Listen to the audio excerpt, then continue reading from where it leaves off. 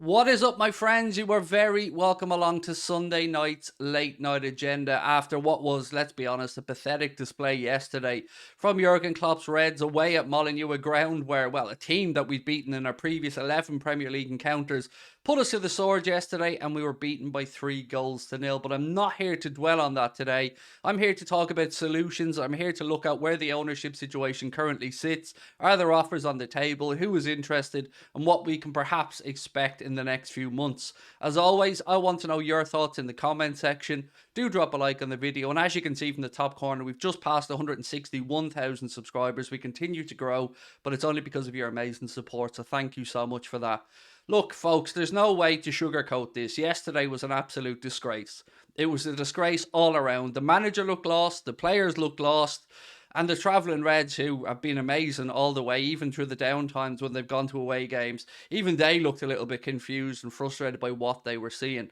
So what we know as of right now is that we need a midfielder, right? We need to go out there and we need to bring in at least 3 midfielders in the summer. And that's before you look at the centre-back situation. We spoke previously about the whispers coming out of Liverpool that Matip could be off in the summer.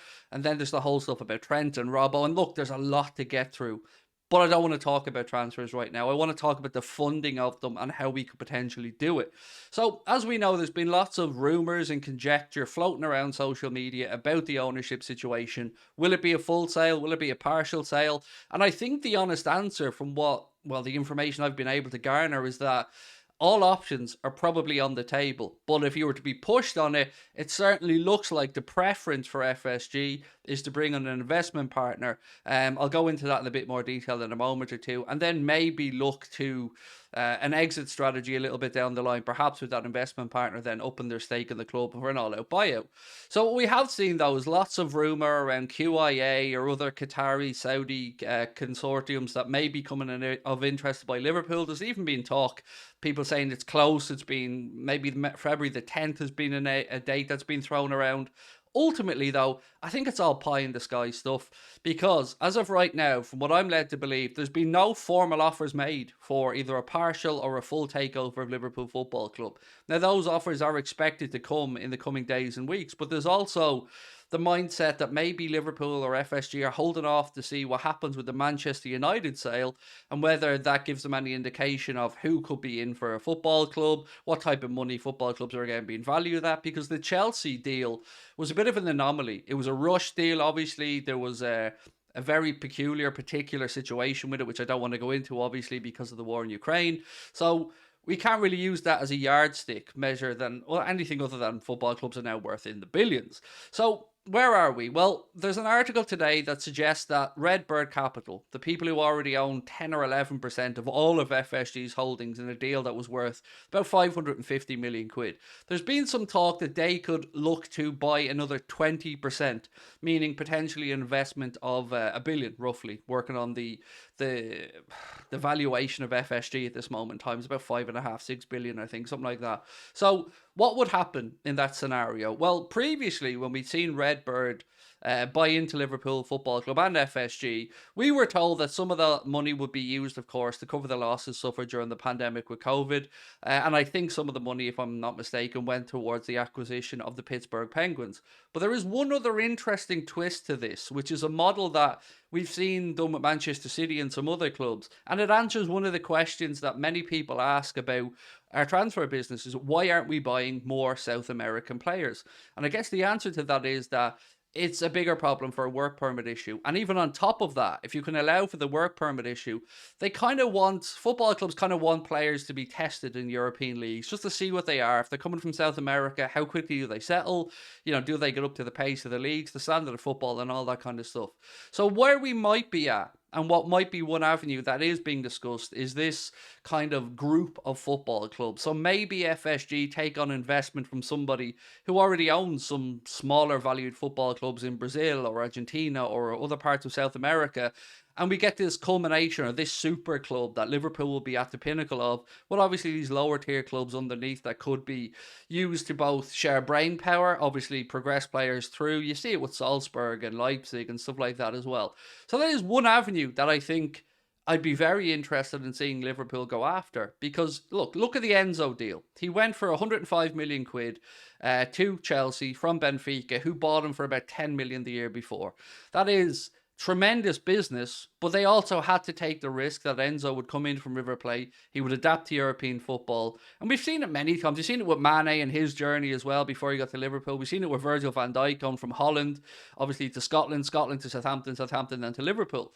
So if we can cut out the middleman in these deals and we can be a tip of this pyramid, I think that's a good avenue to go forward. But there are other solutions possibly available. I think that's the one in their heads. If you're asking me for my gut opinion, I think that's the way FSG would like to go. They looked into buying a Brazilian club previously. I'm sure you probably remember that.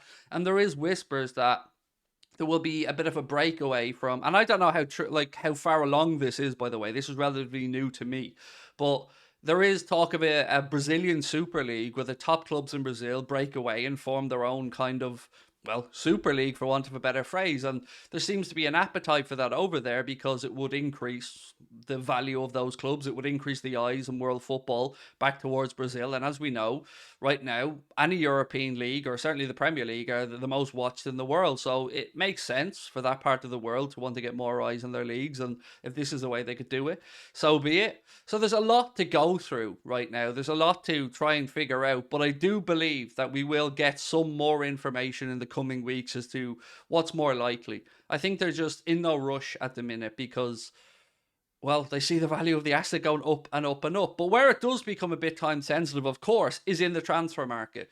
Jurgen Klopp, Liverpool scouts, the recruitment team are going to have to know what type of budget they're going to be working with. So for me, people always say, Craig, do you think if FSG is still to helm, we buy Bellingham?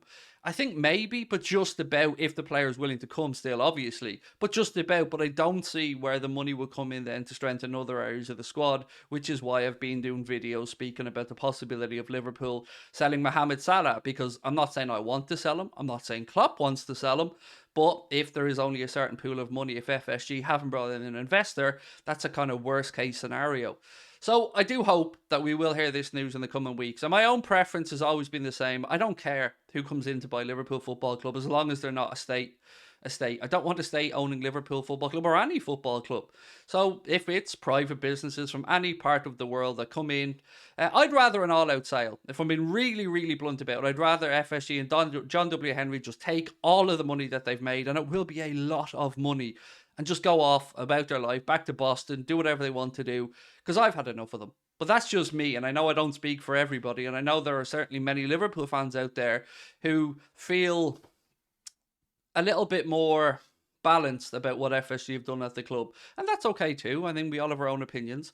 So look, basically where I'm going with this video is it does look like there are potential opportunities for us to strengthen our ownership stake, or the ownership stake, by supplementing people with other assets that they can bring to the table that may benefit Liverpool Football Club. That's the kind of strategic partnerships we're talking about, via marketing, players, other football clubs, a pyramid of clubs, like I've said, many options on the table.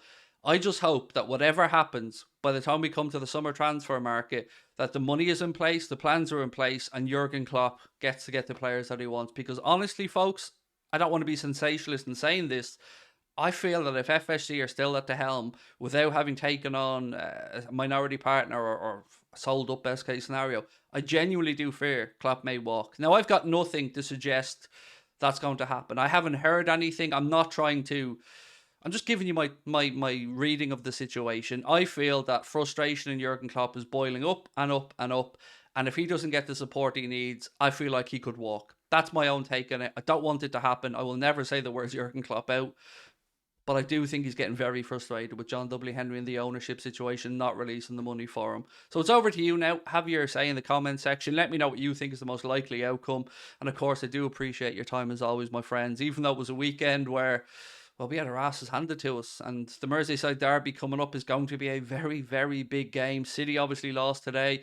Arsenal lost. So all these chances that we've had, to even Newcastle dropping points, we've had so many opportunities in recent weeks to get back into the mix, but they keep falling by the wayside. Something needs to give. I will talk to you soon, my friends. Bye-bye.